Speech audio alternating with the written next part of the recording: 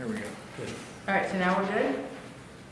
Yeah. Good. January 22nd, and we're here with Julian Cox from the High Museum in Atlanta, and Charles. And I was saying before is that I just thought we'd take advantage of some of having Julian with us today and focus on some of the civil rights movements and the activist protests that you shot, because I know that's a whole other side of your work, and kind of a side of your work that's less well known, or for me was less well known, and I came to it and was really struck by the power of it all. And I know that you and Barbara actually went to Louisiana and spent some time, and I guess just to start off, maybe you could kind of talk to us about what your initial involvement was and how you actually made the decision to say, okay, let's go down there and really get involved. A question like that really brings up some strange things that makes me very modest, because the good things that resulted seem to have come almost by chance. Because Barbara and I, for the first couple of years we were married, I was sort of tapering off of the art world, the avant-garde and semi-spiritual aesthetic orientation toward the world. And we both had, in earlier years, it's interested in politics and interested in social movements, but we've both gone through different parts of life. She getting married and having a child, and I having a couple of marriages. And we've sort of become really apolitical. But about the second year that we were together, we realized that there were no gifts. It was Christmas time, and we couldn't think of any gifts really to buy each other, beyond a few nice things. And we decided we would give ourselves memberships in all the organizations that we had some value of, like Singh, the NAACP, CORE. There were some ecological organizations. We had about a dozen, and we just enrolled in everything. And we got some sort of formal thank you notes from many organizations, and we got one phone call from the local branch of the Congress of Racial Equality, which said, thank you for your phone call, thank you for your donation, but we would be much more than your money like to have you come to a meeting. So that would sound all right. So we went to a meeting in downtown LA, and it was a nice mixed group racially and socially, it seemed, and they were talking about their projects and a little bit about their history and about their future. And toward the end of the meeting, someone said, "Who's available to be arrested next weekend?" Now that kind of did something to us. I mean, Check your date book. And it was like, just a matter of fact thing. That was probably the chairman of the Action Committee. And he was an Episcopal priest, and Father Samuel, who I'm sure embarrassed the local church organization. And so that was the beginning of and we reacted. Like 6 months later, Barbara was teaching courses in nonviolence and how to protect yourself from police brutality. And I was suddenly realizing that my 4x5 Linhof was no longer the camera of choice. Yeah. At that point, I realized I turned to my Rolleiflex. And then I realized after about 2 months of photographing demonstrations, 12 shots on a roll of film is not tolerable, because you're always going to run out of film. So immediately I went to my 35 millimeter, and my whole style of expressing myself photographically changed. I mean, I wasn't taking pictures for myself anymore. I was taking pictures for the movement, for use in court cases, for identifying, my focus literally and theoretically just changed. I was no longer an aesthete. You mentioned, just to backtrack, you mentioned that Barbara was really quite quickly teaching classes in non-violent exchanges. I mean, did you have awareness of that movement, the early history of that movement in the South prior to getting involved with CORE? We knew about the freedom rides. Yeah. We just knew they were there. There were good things that were happening, but they were far away. Yeah. And we never thought that really related to Los Angeles. Though, of course, the moment our eyes were open, which meant we went into a community of people, we realized the same thing was happening in Los Angeles, it was happening in the Deep South, and we realized that within a year or two that it was going to be a much harder struggle in the North. Yeah. As Louis III, it still hasn't been won in the North. The South made enormous strides in progress. We didn't realize how hard it would be once we started trying to do things in our own neighborhoods. And what were the type of things that were happening here in LA that you were getting involved in? It's like talking about today: police brutality, housing segregation, housing discrimination, job discrimination, segregated schools. I mean, it basically, the details have changed, but the problems, if you talk about broad category, they're exactly the same. Yeah, I mean, what was the sort of speed of, with the passing of the Civil Rights Act in '64, how quickly were those new laws implemented in Los Angeles? Was it They process? didn't mean much in Los Angeles at all. They were enormous differences in the South. And after the summer of '64, when it was a fatal summer, when people were dying, Barbara and I went to the South, Mississippi and Louisiana in 1965. And there we saw enormous changes. I mean, we could go in with mixed company into restaurants, and we were not accepted graciously often, but if it happened, the Civil Rights Act made an enormous difference. I mean, voter registration was a struggle, but it wasn't a dangerous struggle anymore. Yeah. It was just hard work to convince people that were frightened and didn't believe it was possible that they could vote. The previous, 2 or 3 years, and then the generation before terror, took amazing. They were wiped out enormously fast, but it had been working for all those years. And then it took those critical years when suddenly there was like a whole nation involved. We suddenly realized, this isn't tolerable. I just read a review of a book that just came out about the function of the national press in the South. Klibanoff, Yes, about how journalism at that point was probably at its best. The people who worked in the South were with the newspapers and the wire services did something that probably was as critical as anything. They gave wide exposure to reality, which Southerners knew all about it, but the rest of the country didn't. For one period, there was a point where the whole nation, or substantially, was united in saying, this can't continue anymore.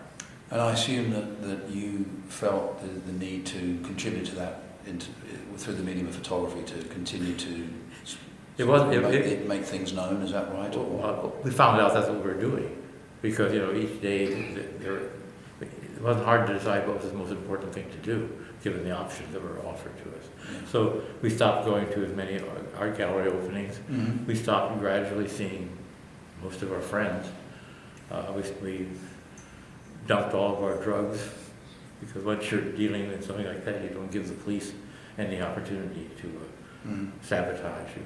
Yeah. And because all of a sudden we were had informers, police agents, the whole array of the establishment to destroy us. Yeah. Can you explain the sort of, we've got a document in front of us which is essentially guidelines for how you move around the South as a worker. Can you describe the sort of preparations that you had to make? Well, they said, take your bumper stickers off your car. Don't bring any drugs. If you're driving with a black person, Barbara and I were traveling with Louise Merriweather, who was a journalist with the Los Angeles Sentinel, a black writer and novelist, a great talent. They said, if you're going to be driving with Louise, always have her in the back seat. Never have her sitting up in the front seat with the driver, because that will suggest too intimate a relationship. If she's in the back seat, she could be your maid that you're driving home from work or something like that. And the guidelines, manual for direct action, it's how to survive. It was like how to protect yourself from being murdered. And who are Oppenheimer and Lakey? I mean, they were just two. They're just named people who put together who were workers for volunteers for CORE, in other words. Actually, COFO was a congress of. It was a much broader organization. But I was explaining to you what you had to do. Stands for what, Charles? Do you remember? I don't even remember what COFO is. Okay. But it's like don't stand in front of a. Do not stand in doorways at night with lights on behind you when you get shot. And people were, when getting out of the car at night, turning the car's inside lights off first. It's like you're surrounded by people who wanted to kill you, and people, and people were murdered. And that was true in '65 also. But we stayed with the black community in Bocalusa, Louisiana, and we realized the curtains were drawn always at night. No one got close to the curtains at night because there could be gunfire. Everybody had weapons in the South. The black community was armed. And it was strange being Corps members because we were committed to nonviolent demonstration, and suddenly we were being protected by people with guns. It was a strange psychological contradiction. Yeah. And they thought we were a little bit crazy. And the black community. Was that a similar reality for SNCC? I mean, yes. The SNCC volunteers were also sort of protected somewhat by people in the community who had guns. Is that also the case? Okay. Yeah, the Freedom Summers of '64 and '65, it was a broad coalition of people. SNCC and Corps were kind of once you were in the South, you weren't separated, you weren't differentiated seriously. But I know that, they are separate organisations with different bases, different leadership. Were you aware of any sort of conflict between those various, the SCLC? Not when you were down there in the field working. Yeah. But the moment you were one step removed from that, there was a lot of competition. Yeah. Yeah. And this competition, which was not good. And that was that philosophical? Was the disagreement based on power, philosophy, or a combination of different things? I think there was a lot of careers, and people wanted to be leaders. Yeah, and leaders, and it wasn't so much ideological, but when SNCC moved into the Black Power period, it was ideological because there was a strong reaction to the fact that the new generation of young black activists and stuff didn't want white leadership anymore. And NAACP and Corps basically had been definitely, biracial with a strong white dominated structure of leadership. Yeah. So, for example, we're looking at a couple of SNCC posters, the original photographs made by Danny Lyon. So tell me how you came by these posters and what they mean to you. It was like a war was going on in your country, and you were seeing.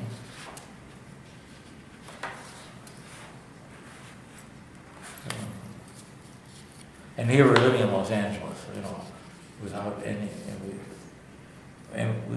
at this point we knew more about what was happening in Louisiana, Mississippi. These posters were about that, and at the same time we were aware that we didn't know our own city, and it was very conflicting because most of us said, "Oh, we have to go south," and we suddenly realized that we had to basically work in our own backyard.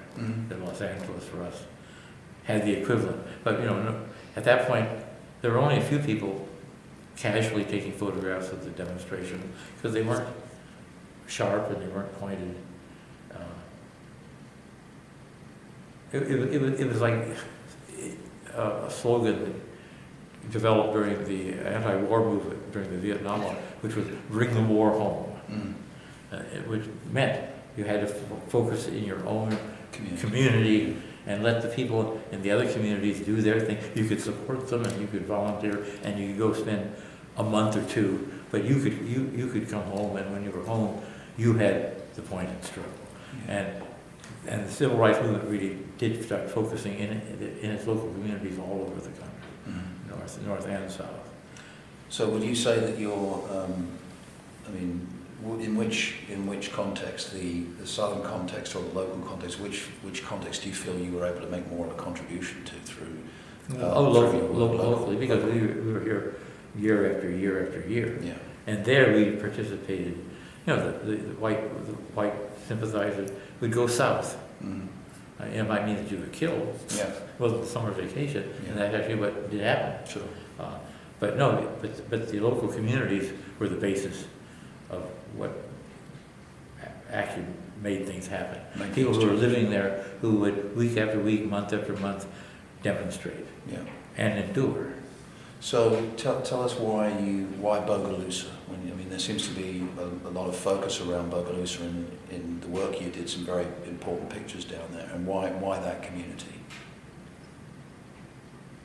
We went south basically we said we're making ourselves available to do what's important, and we let people tell us. We went to Louisiana, went to New Orleans, and that was the basis for us of the core organization. And they told us that different things were happening in different places, and where it was felt we could be most useful. Right. So you really did respond to the people on the ground who said Well, you yeah, should they, go here. you know, it wasn't sightseeing. Right. And it was very hard. I mean, Bogalusa was just across Lake Pontchartrain from New Orleans, and the white people in Bogalusa felt even New Orleans visitors were foreigners, were outsiders. Yeah. And we were very definitely outsiders, but we were given contact. We drove in convoys for self-protection. You had 6 or 8 cars going together as fast as you could go. That was probably more frightening sometimes than the outright racism, surviving the transport problems. Mm-hmm. And you were never, you never drove by yourself. You never took any country roads. You always went with escorts, black community people, always with guns. That's one of the most interesting things. Once we moved into the black community, we saw that they were armed for self-protection. Just taken for granted that they were. A maid who goes off for a day's work had a gun in her purse, just because it was that dangerous to be black. So did you stay in homes of different black families? Yes, And moved yes. around, and what kind of thing were you covering? Did they have like organized marches? There were demonstrations.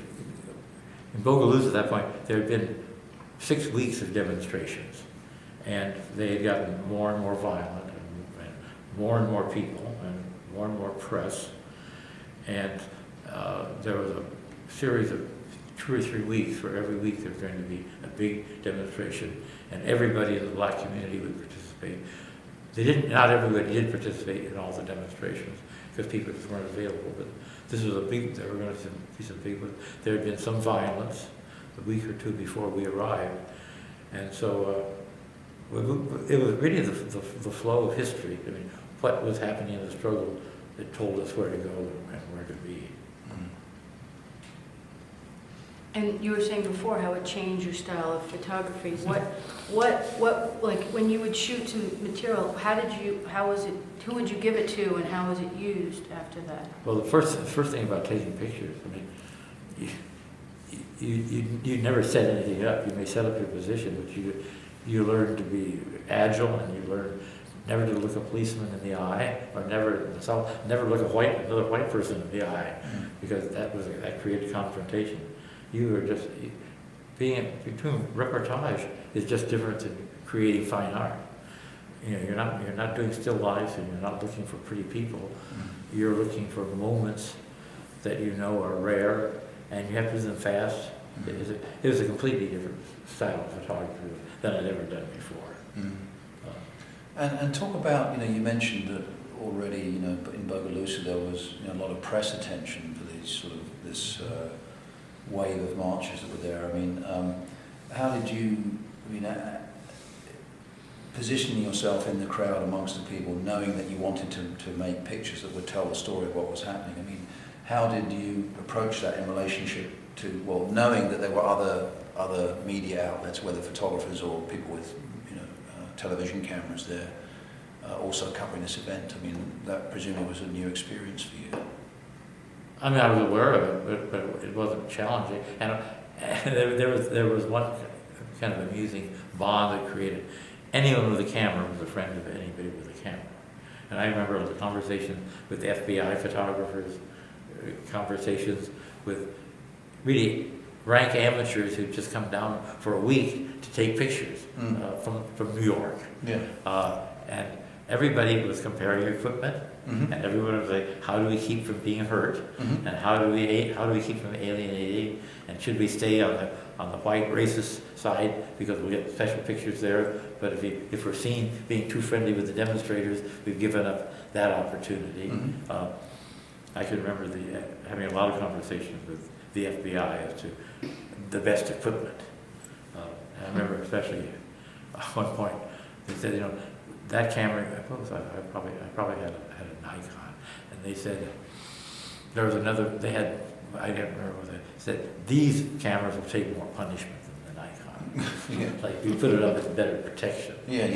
And then they also repeatedly, before every big demonstration, somebody from the FBI would come over and ask for my vital statistics again, just in case something happens to you. We want to be sure to have the data. Yeah.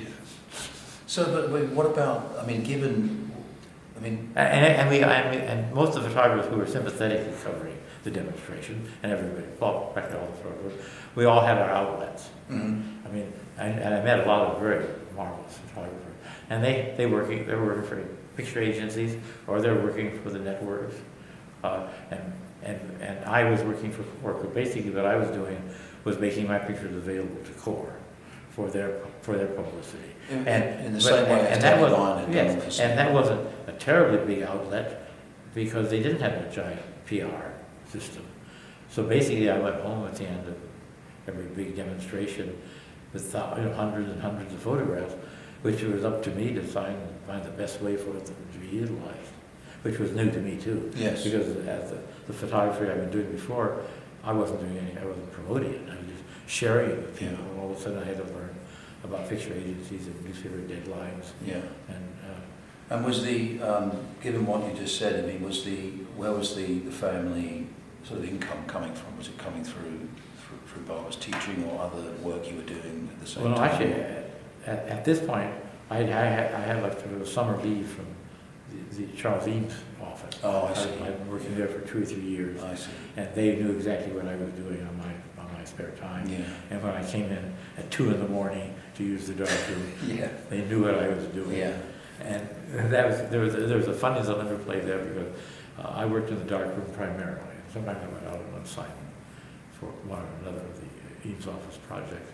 But I brought back pictures and I posted half a dozen pictures on a bulletin board in the entryway to the darkroom area. And they were all mostly civil rights photographs. And on occasions when IBM executives and other big corporate people would come through for the tour, because they gave tours to their clients and tours to all sorts of people. Ray would several times came up to me and said, Charles, would you mind taking those pictures down? You can put them back up in the morning, but we don't want to offend anybody. And they weren't wild pictures; they were just the normal civil rights pictures, but they were afraid of alienating. And I think they were wrong, because the white collar corporate executives were all decent, liberal, well-meaning people. Yeah. They wouldn't have been outraged. Can you go back and talk a little bit? I'm curious. You're talking about communicating with the FBI photographers. I mean, given that they were presumably covering the stories for a different purpose, I mean, can you talk about that a little bit more? And actually, it wasn't just the FBI. There's something about photographers. Photographers and their equipment. Yeah. It's just like there's a bond. The same thing happened with the Los Angeles police. Mm-hmm. The police photographers and I and a couple of there always this dead time, and you talk about cameras. But could the FBI photographers be neutral about what was going on? I mean, were they supposed to be objective, or were they supposed to be, coming away with pictures that were pro? No, I think my understanding basically, they were just there to watch what was going to happen, and I don't think they weren't precipitating anything. They weren't, and I never got a feeling that any of them had any emotional commitment, pro or con. They were just doing a job. I see. Which then, in a sense, put them in a different position automatically from someone like yourself, who was there for more committed reasons, correct? Well, there was no doubt that my role as a photographer was not neutral. I can remember in one time I was arrested, which was in Torrance here during some housing demonstrations. Basically, I didn't get arrested. I didn't do a sit-in. But this one occasion, just too many people had been arrested. I sat in that one day and I had a little Leica around my neck. And when the police started arresting everybody, when they came to me, one policeman leaned down and took my camera. And then he said, I couldn't believe that, do you have any other weapons on you? And at that point, it was very clear that I was a partisan. Yeah.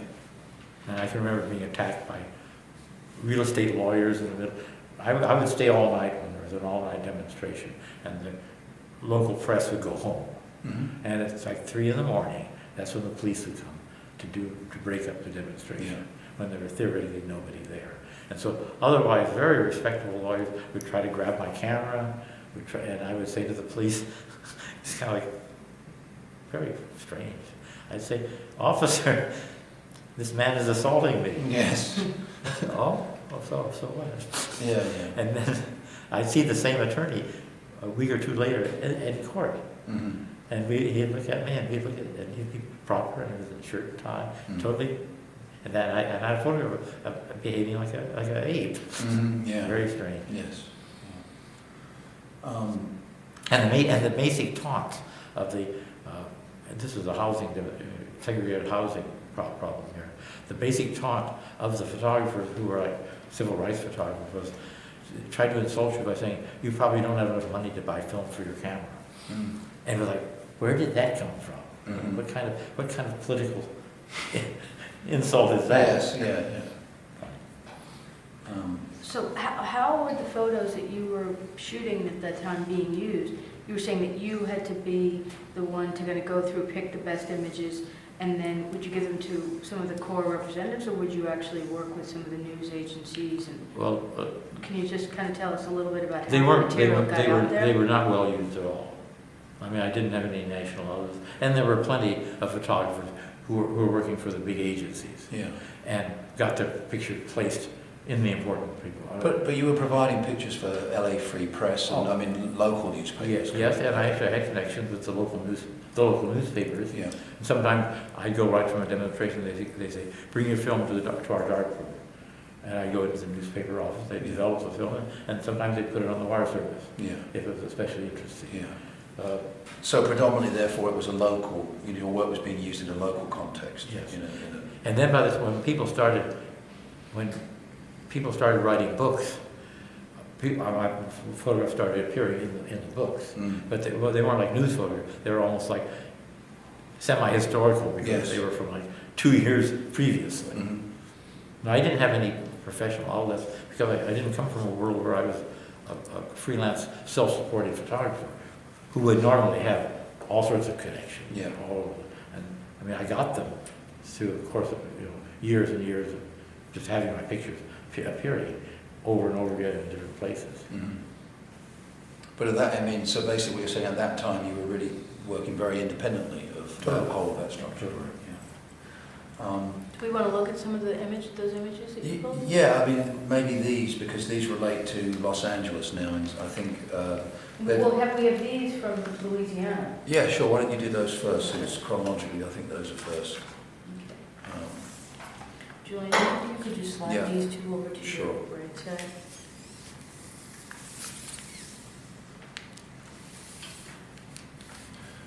So, let's just do this for a second. But this picture here, Charles, has become sort of probably the key picture of your campaign in Bogalusa. And It's like out of central casting. I mean, let's create an archetypal image. It'll never be this good. Just waiting for it to happen. yeah, And it just, like this was the big Bogalusa demonstration. And there were dozens of people from the Justice Department in Washington, and because it was high profile, the Louisiana government had decided they would protect the demonstrators by calling out the state police, which are armed, look at those weapons. mm-hmm. I think they felt that would intimidate the demonstrators, because as far as protecting them, and they did intimidate us, but it didn't work. Mm-hmm. Because when people saw all these, the caravan of the Louisiana State troopers coming in, and all their, I guess you call that semi-heavy weapons. Yeah. Yeah, that's a would- semi-automatic, Yeah. yeah. Yes. I call it more than semi myself. But, yeah. But at that point, the demonstrators and the community, and practically all of this were local Bogalusa residents. Yeah. And there were, maybe a couple hundred people, outsiders, foreigners from, like the New Orleans press. Yeah. Actually, when they first arrived, when their video team arrived, some of the Bogalusa white residents threw them in the water, Mhm. dumped their gear. They said, "We don't want any foreigners. We don't want you foreigners." Right. Yes, from across the lake here. Yeah. So, can you tell us about is this a labour march, or is it a segregation march, or what is the what are they really the marching for? initial struggle had been over discriminatory housing. There are giant mills that produce paper. Some of the national corporations. In the background? Yes, Yeah. they processed sorghum and they processed wood and created paper and all sorts of products that were national use. And it was very clear that whites were the only ones ever given promotions on the job. And that had been going on for years and years. Yeah. And they've been organizing just on an employment level for a couple of years with labor unions Mhm. before the civil rights meaning of it developed. Yeah. And outside agitators came in on the basis of it being a civil rights violation. Yeah. And it had taken probably the details that had created so much attention. It's probably been only within the last year of activity, but the black community had been, which was the predominant community, mostly black, had just demonstration after demonstration gotten larger and larger. And when people started being hurt badly or people were disappearing, so at that point, the Justice Department had become available. Yeah. And once the Justice Department came in, it focused a lot of attention. So this had a national. We were in New York. We came by way of New York, and we were reading about Bogalusa when we were in New York. Yeah. So, is this an instance of where the civil action, the social action on the street actually brought about change? I mean, it sounds like it did. Is that correct? Yeah. And this is probably the sort of thing that, when multiplied by dozens and dozens of instances, led to there being national legislation. Yeah. And legislation that was basically accepted as valid by the whole nation. Mm-hmm. And which is why the South did change. Yeah. And it wasn't just one place, because there had been sporadic things like this going on through the South. Actually, after the Second World War, we were told, when the black soldiers started returning, having been armed, having fought. Knowing how to handle weapons. Yes, in fact, in Bogalusa, there was an organization called the Deacons for Defense. They were black veterans, and they organized self-defense. Actually, someone made a very bad movie about it. But they organized a self-defense perimeter around the black community Mm-hmm. with signals because normally, not normally, occasionally on weekends, drunk white racists would drive through black community shooting out windows. Right. And so they created a perimeter with signals that if you drove in without knowing how to flash your lights, Mm-hmm. there were guns waiting for Yeah. you. So, I mean, And everywhere we went in the South, half a dozen places in the South, people say, "You were in Bogalusa, can you give us the phone number of the Deacons for Defense?" Because other black communities were organizing self-defense.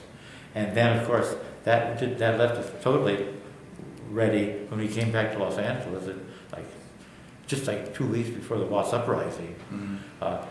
to realize that when the Organization for Self-Defense in the black community in Los Angeles was created. So, but those sorts of changes, I mean, how did that square with the broader movement of non-violence in the country, and specifically, say, Barbara's training and her passion, presumably, for non-violent techniques? I mean, how did you resolve those Many people discrepancies? had great difficulty because they were deeply ideologically committed to non-violence. We saw it as a strategy, as the appropriate, as a way to possibly achieve our goal. Mm-hmm. A lot of people dropped out when they realized that the struggle was not going to be nonviolent everywhere. It was. And I think several people have said their experience in the South, dealing with black communities, that took for granted that you needed to have weapons to deal with an enemy that had weapons. Mm. And so, But since we weren't Gandhians, Yeah. we just saw that it had worked. It hadn't worked. That it had worked. It had worked. I mean, actually, India's independence Right. was an example of kind of unbelievable. Sure, but it wasn't entirely working in this country, was it? Which is why you had these factions arming themselves to resist that way. It generally didn't work. Though I think probably all the national legislation, the Civil Rights Bill and all of that, was the result of basically nonviolence organization. Right, right. Yeah, because I mean, really, it's interesting because what you're, just in terms of chronology, you're describing, your involvement beginning after, a major event like the hosings in Birmingham, Alabama, which were,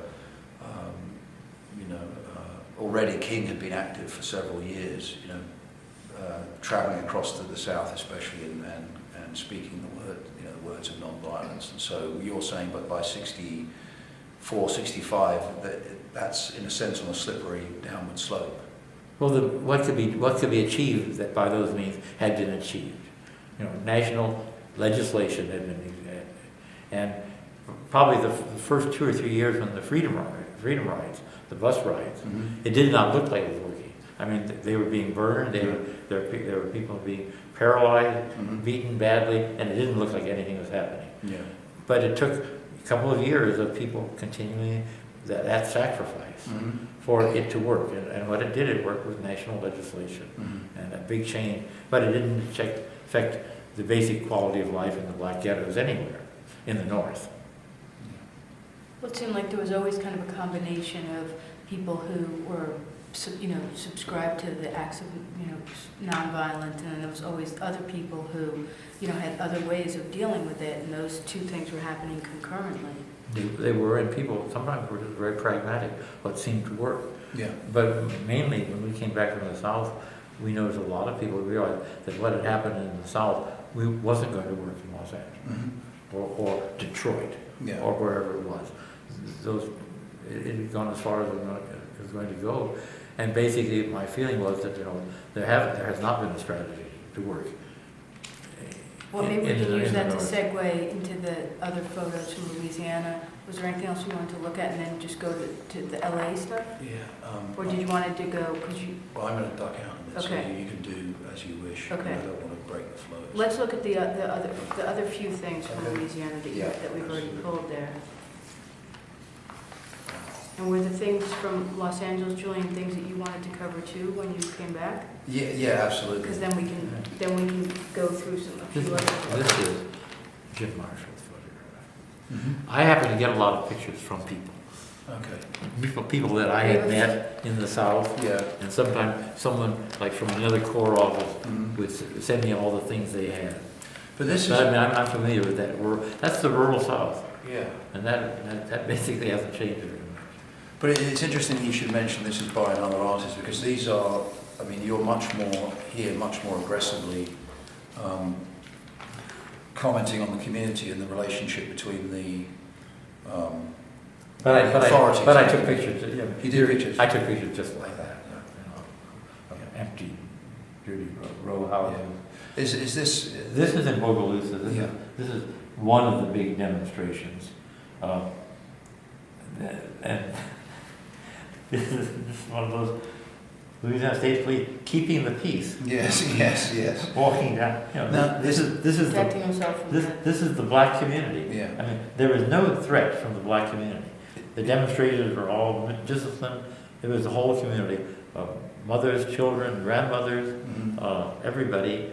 And the only danger was the Klan people, and I'd say half of the white males were all potentially the sources of violence. Yeah. And I don't think, and I guess they did keep them under control, because there were so many uniformed. No one started throwing nuts and bolts at people, which is probably the big, or shooting. Yeah. I guess at this point they realized they might be shot at. Now, so is this sort of typical of the kind of shotgun housing that you would stay in, you and Barbara, when you were traveling? We were fortunate in slightly better. We got put with slightly more prosperous family. Okay, yeah, Yes. yeah. But not much better than that. I mean, And there were no sewers. There were open street sewage, Yeah. ditches along the road, yeah. which was where the sewage went. Yeah, throughout, not throughout the communities, I assume, In the just black- in the black in the black, communities. in the black Yeah. communities. Yeah. So going back to New Orleans and spending 2 days in a hotel was like unbelievable. Yeah, yeah, Something we had taken for granted, yeah, and it was like we felt incredibly guilty. yeah, I'm sure, You know, I'm sure. There's saunas and daiquiris. But now the sort of safe houses, if you will, that you were staying in were sort of, that was all organised through CORE, I Yes. imagine. Mhm. I see. Right. All right, so you're going to segue out, right? Okay. Yeah, and then if we could hold these to later, that would be great.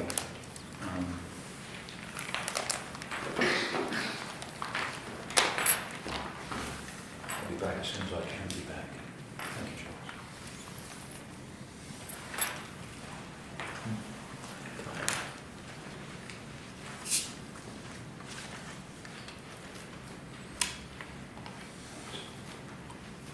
So Julian, when you come back, we'll pick up where you left off. Great, that'd be terrific.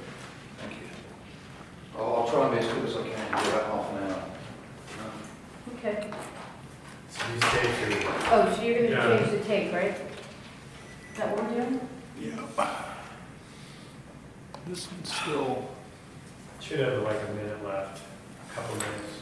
This one went longer than that one. these only record 40, right? Right.